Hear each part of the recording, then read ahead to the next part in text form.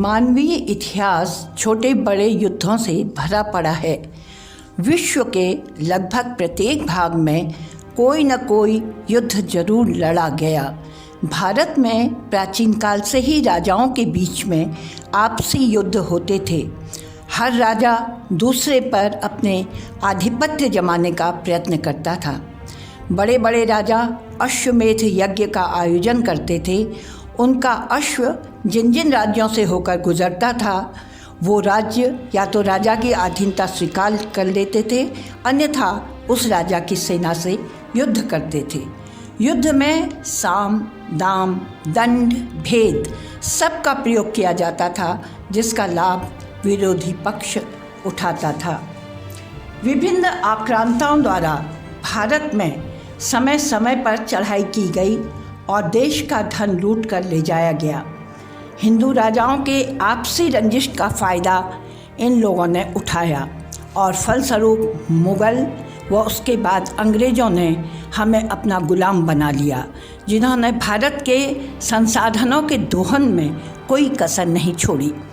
ऐसा नहीं है कि भारत ने ही हमेशा ऐसी विभीषिका झेली हो, वरन विश्व के लगभग सभी देशों में आपसी युद्ध होते रहे, जिसका मुख्य कारण लालच, साम्राज्य विस्तार व अहंकार रहा।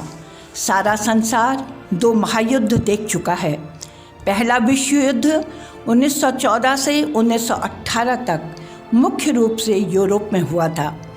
28 जून 1914 को ऑस्ट्रिया के राजकुमार की हत्या कर दी गई, जिसके फलस्वरूप 28 जुलाई को सर्बिया के विरुद्ध युद्ध घोषणा कर दी गई। 37 देशों ने इस युद्ध में भाग लिया। युद्ध के दौरान दुनिया 2 खेमों में बंट गई, पहला मित्र राष्ट्र व दूसरा धुरी राष्ट्र। इस युद्ध में जर्मन सेनाओं की करारी हार हुई। संभवतः 1 करोड़ लोगों की जान गई और उससे दुगने घायल हुए। यह युद्ध 4 वर्ष चला। धुरी राष्ट्र में जर्मनी, ऑस्ट्रिया, हंगरी व इटली तथा मित्र राष्ट्र में इंग्लैंड, जापान, यूएसए, रूस व फ्रांस थे। 18 जून 1919 में पेरिस शांति सम्मेलन हुआ, जिसमें 27 देशों ने भाग लिया। 28 जून 1919 को जर्मनी व मित्र राष्ट्रों के बीच वर्साई की संधि हुई। जर्मनी से 6 अरब 50 करोड़ का हर्जाना मांगा गया। इस युद्ध के बाद राष्ट्र संघ की स्थापना की गई।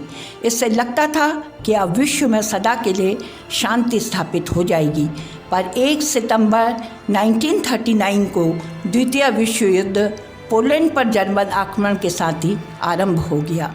शीघ्र ही इंग्लैंड व फ्रांस ने जर्मनी के विरुद्ध युद्ध घोषणा कर दी। 3 सितंबर को ब्रिटेन ने जर्मनी के विरुद्ध युद्ध घोषणा कर दी। इस युद्ध में 10 करोड़ सैनिकों ने भाग लिया। यह सबसे अधिक घातक युद्ध था। इसमें लगभग 5 से 7 करोड़ व्यक्ति मारे गए। 1941 में जापान भी धुरी राष्ट्र के समर्थन में युद्ध में उतर गया। उसने अमेरिका के पर्ल हार्बर में हमला कर दिया। अमेरिका ने जापान पर 2 परमाणु बम गिरा दिए। जापान के आत्मसमर्पण के बाद युद्ध समाप्त हो गया। 1945 में जर्मनी ने भी बिना शर्त आत्मसमर्पण कर दिया। मित्र राष्ट्रों की विजय के बाद राष्ट्र संघ का विघटन हो गया। संयुक्त राष्ट्र का निर्माण हुआ तथा संयुक्त राज्य अमेरिका व सोवियत संघ का महाशक्ति के रूप में उदय हुआ। दूसरे विश्व युद्ध के पश्चात भी कई बार ऐसी स्थिति आई जिससे लगता था कहीं ये तृतीय विश्व युद्ध का प्रारंभ तो नहीं है। जैसे कोरिया युद्ध जो 25 जून 1950 से 27 जुलाई 1953 तक चला। 1956 के स्वेज संकट के दौरान सोवियत प्रधानमंत्री ने ब्रिटिश प्रधानमंत्री को चेतावनी संदेश भेजा कि यदि यह युद्ध नहीं रोका गया तो ये तीसरे विश्व युद्ध के खतरे की ओर बढ़ जाएगा। बर्लिन क्राइसिस 4 जून से 9 नवंबर 1961 तक तथा 1962 में क्यूबा के मिसाइल संकट पर तृतीय विश्व युद्ध का जोखिम सोचा गया था। 1971 का भारत पाकिस्तान युद्ध भी उसी ओर इंगित करता था। अजरबैजान व आर्मीनिया के बीच हुए युद्ध को तृतीय युद्ध का आगाज माना जा रहा था। वर्तमान में पूर्वी लद्दाख स्थित वास्तविक नियंत्रण रेखा पर भारत और चीन के बीच तनाव कम नहीं हुआ है। यह तनाव कभी भी भयानक रूप ले सकता है और एक अनचाहे युद्ध की ओर मानव मात्र को ढकेल सकता है। यदि तीसरे विश्व युद्ध की संभावना बढ़ती है तो परमाणु हथियारों का प्रयोग इस सदी में अधिक भयावह और घातक होगा। जैविक हथियारों का प्रयोग भी मानव जाति के लिए घातक होगा, न केवल दूसरे देशों के लिए वरन उस देश के लिए भी जो उसका प्रयोग करेगा। तृतीय विश्व युद्ध के विषय में भविष्यवक्ताओं ने भी कई भविष्यवाणियाँ की हैं, जिसमें नोस्ट्राडामस जो फ्रांस के 16वीं सदी के भविष्यवक्ता थे, उनकी भविष्यवाणी सबसे सटीक मानी जाती है। उनके द्वारा भविष्यवाणी की गई थी कि सन 2020 से लेकर सन 2025 के बीच विश्व युद्ध होगा।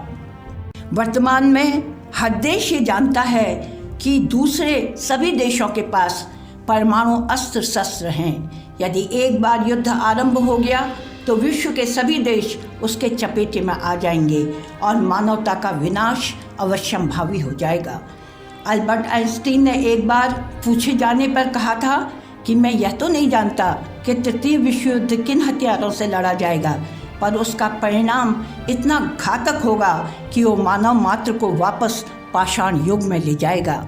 इसी संदर्भ में लॉर्ड लुईस माउंटबेटन ने कहा था कि यदि तृतीय विश्व युद्ध परमाणु शस्त्रों से लड़ा जाएगा तो चतुर्थ विश्व युद्ध धनुष बाण से लड़ा जाएगा।